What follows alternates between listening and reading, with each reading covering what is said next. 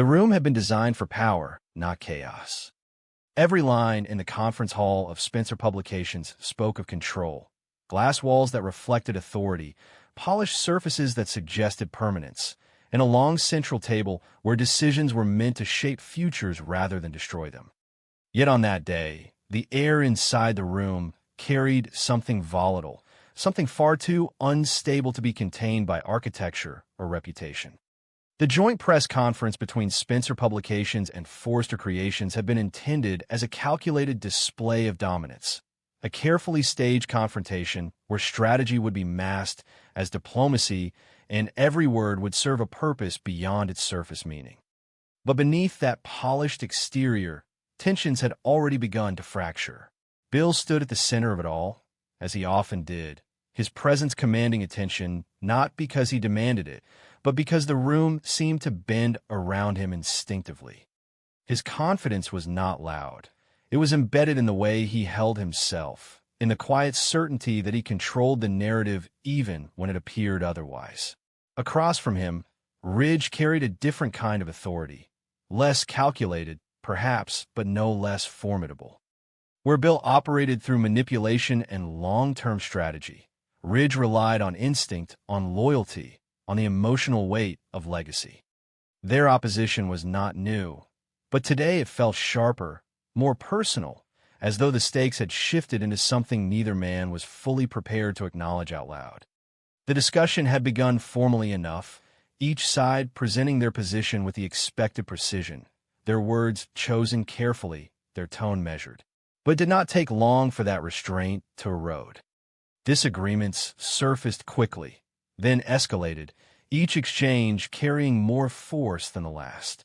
What had been framed as negotiation became confrontation, and what had been intended as a public display of professionalism began to fracture under the weight of genuine hostility. Brooke watched it unfold with growing unease. She had seen conflicts like this before, had stood in rooms where power struggled against power, where egos collided in ways that left collateral damage far beyond the immediate participants. But there was something different about this moment, something that made her instinctively want to intervene, to soften the edges before they cut too deeply. She moved between them carefully, her voice steady, her presence attempting to restore a balance that was already slipping out of reach. When Bill asked for water, it seemed like a small thing. A pause, a momentary break in the escalating tension. Something simple, almost mundane, that might allow the atmosphere to reset, even briefly. Brooke responded without hesitation, reaching for the glass, her movements automatic, her focus still partially on the conversation that refused to settle. She handed it to him with a glance that carried more concern than she intended, a silent question she did not voice. Katie saw it. She had been watching everything, not just the argument, but the subtle shifts beneath it, the looks exchanged, the tension that did not align with the words being spoken. When Brooke handed Bill the glass, something inside her tightened, a flicker of unease she could not immediately explain. It was not suspicion in its full form, not yet, but it was enough to make her attention sharpen, to make her watch more closely than she had before. Bill took the glass. For a moment, he held it without drinking, his gaze moving across the room, taking in the people around him, the tension, the expectations, the underlying currents that had brought them all to this point. And then, with a faint shift in his expression, something that could almost be interpreted as a challenge, he raised it. The gesture was deliberate, not casual, not thoughtless. It carried a message, one that did not need to be spoken aloud to be understood. He drank not because he was thirsty, but because he chose to, because he wanted to assert control even in something as simple as this. He finished the glass completely, and then everything changed. The first sign was subtle, a pause, a slight tightening in his posture, a shift that might have gone unnoticed if not for the fact that everyone in the room was already watching him. His hand moved instinctively toward his chest, his expression altering in a way that did not fit the moment. Confusion flickered first, then something sharper, more immediate. Pain. It hit him quickly, without warning, without the gradual buildup that might have allowed him to react in time. His breath faltered, his body betraying him in ways he could not control, his strength collapsing under a force he did not yet understand. The glass slipped from his hand, shattering against the floor in a sound that seemed impossibly loud in the sudden silence that followed. And then he fell. The impact was jarring, final, his body hitting the ground with a weight that carried the full shock of the moment. For a second, no one moved. The scene refused to register, refused to align with expectation, as though reality itself had fractured and left everyone suspended in disbelief. Then the room erupted. Voices rose in overlapping waves, confusion, fear, and urgency colliding into something chaotic and uncontrolled. Brooke was the first to reach him, dropping to her knees beside him without hesitation, her hands shaking as she tried to understand what was happening, what she was seeing. His skin had already begun to change, his color draining in a way that spoke of something far more serious than a simple collapse. She called his name, but there was no response. Ridge moved closer, his instincts pulling him forward, his focus shifting instantly from confrontation to crisis. Katie followed, though her steps were slower, more measured, her gaze fixed not just on Bill, but on everything surrounding him. The glass, the table, the people, the moment that had led to this. This was not natural. The thought came to her with a clarity that felt almost immediate, cutting through the confusion with a precision that left no room for denial. Something had been done, something deliberate, something planned, and she had seen the glass. Sirens arrived quickly, their sound cutting through the chaos with a sharp, authoritative presence that brought a different kind of order to the scene. Emergency responders moved in with practiced efficiency, their focus singular, their actions precise. Bill was lifted, stabilized as much as possible, his condition critical, his body caught in a battle it was not winning on its own.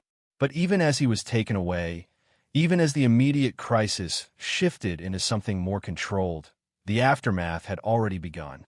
The room was sealed. Police moved in, their presence changing the nature of the space entirely. What had been a conference room became a crime scene, every detail suddenly significant, every movement scrutinized, every person a potential source of information or suspicion. The questioning began almost immediately. Names were taken, statements recorded, timelines established, and as the pieces began to form a preliminary picture, something unexpected emerged. The evidence pointed toward Katie. It was not absolute, not yet, but it was enough. Enough to shift attention, enough to create a focal point for the investigation, enough to turn concern into suspicion. The glass had been passed through Brooke, yes, but Katie had been the one closest to Bill in the moments leading up to the incident. Her proximity, her reaction, the subtle details that investigators trained themselves to notice. They all began to align in a way that placed her at the center of something she had not yet fully understood. When they approached her, the shift was immediate. Confusion gave way to disbelief, disbelief to fear, and fear to something stronger, something more desperate. She insisted she had done nothing, her voice rising as she tried to make them understand, to force them to see what she saw. But denial, no matter how sincere, does not stop an investigation once it has found direction.